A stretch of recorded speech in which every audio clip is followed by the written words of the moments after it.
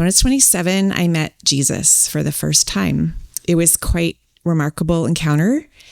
So in the previous month, my two best friends had had their first babies, and my husband and I had decided that we wanted to end our marriage. And so I was at home. I had just got home from church, but I didn't know God yet. I was dabbling. And this half the stuff was gone, which is what we had agreed we would do. So half the stuff was gone, the dog was gone, and I didn't know what to do. I didn't know how to respond to that situation. So I sat on the couch and I started to pray, and I just suddenly knew that Jesus was in the room with me.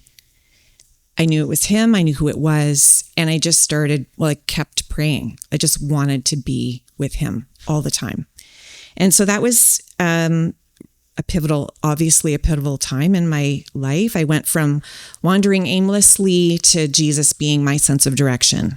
And church became my closest family, and prayer became something really important to me as a way to connect with God a lot. Is want to spend time with God. That's what prayer was, a way to spend time with God. And I also was quite passionate about praying for other people, partly because that just gave me more time to spend with God. It was partly selfish. So skipping ahead many years to addiction. So I knew that I had a struggle with self-control with food. And I knew that it was getting a little stronger and harder to control. And I was starting to do it alone more and more, starting to binge.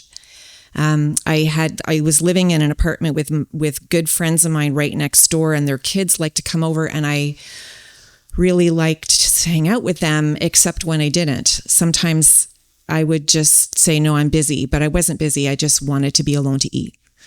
And I didn't need to eat. I just wanted to binge. And so I started to wonder, like the behaviors were getting more exaggerated, and I started to wonder if I was an addict. And I didn't know anything about addiction. I didn't know anything about recovery, but that word came to my mind, and I like my behavior was just weird to me. I just like suddenly I would run to the cupboard and start doing this behavior. And so someone suggested I call Vicky, and I did. And the very next day, the LifeLab Spiritual Awakening Workshop was starting.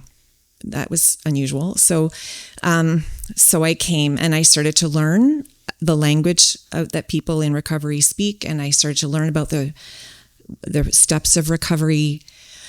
And I was really attracted to everything I was seeing of the people who had recovered from a variety of addictions, all kinds of addictions.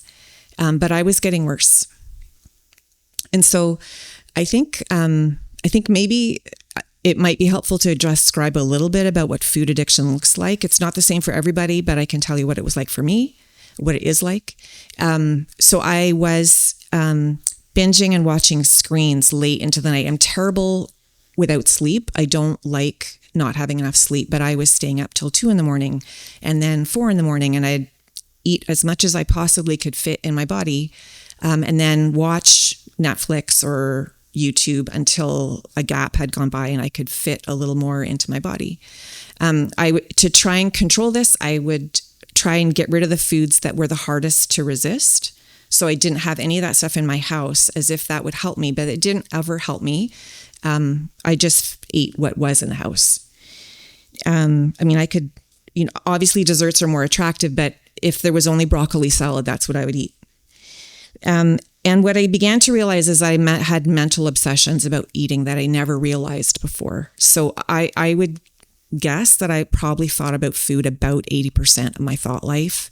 And a lot of it was about really proud about what I ate. It was really important to me to eat healthy. So, I ate a lot of junk food, but I always also ate a lot of healthy food. And I could obsess about my next meal and how I was going to make it healthier and read labels when other people wouldn't be reading labels. And I was really proud of how I ate, doing it in isolation, and really blocked from God in all of that. It was harder and harder to feel like my confession, I go through a binging spree, and then then I'm asking God to forgive me, but I know I'm going to do it again. So your faith takes a hit. Like, how does this work? Like, is God really forgiving me? Where am I with God?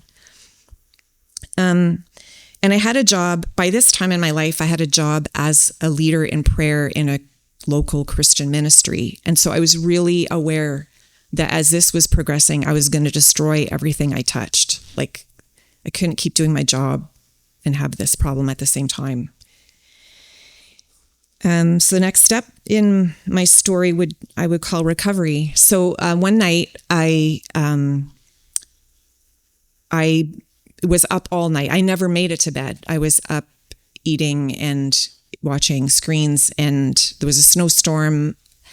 And now it's 8:00 in the morning. I haven't been to sleep all night, and my OA meeting is going to start at 9. And so I texted a friend and said, what do you think I should do? Like, I really want to go to the meeting, but I haven't slept and it's a snowstorm. Do you think it's safe for me to drive?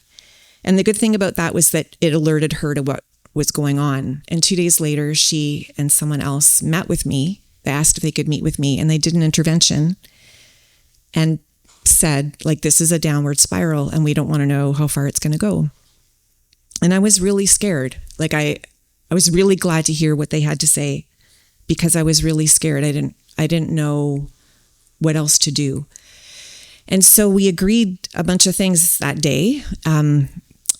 I got a doctor and a therapist and a dietitian. I started looking for a treatment center, and I started going through the 12 steps again.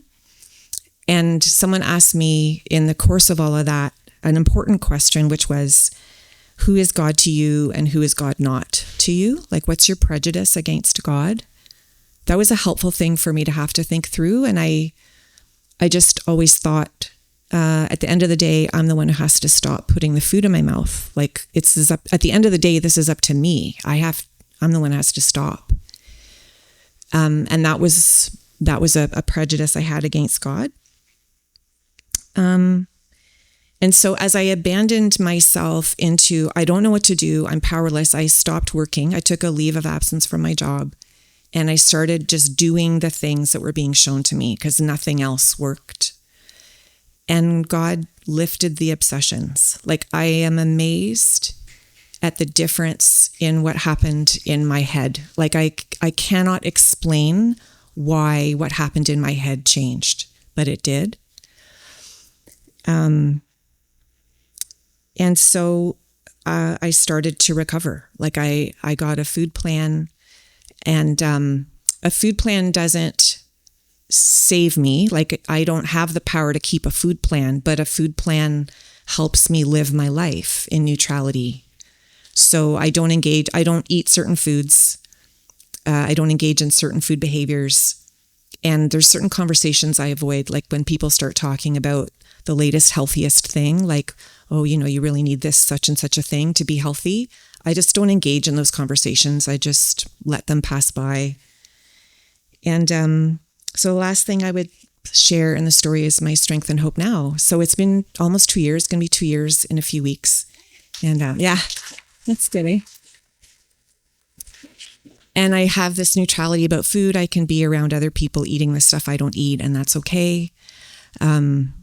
And my relationship with God is the best it's ever been, like unbelievably different. I already thought I had a good relationship with God, and I did.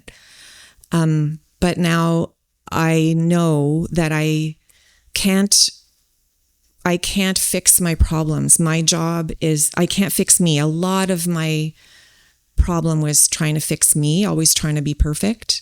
And now I remember, it's not that I've stopped doing that. I still try and do that. But I remember, no, I just can take care of my conscious contact with God.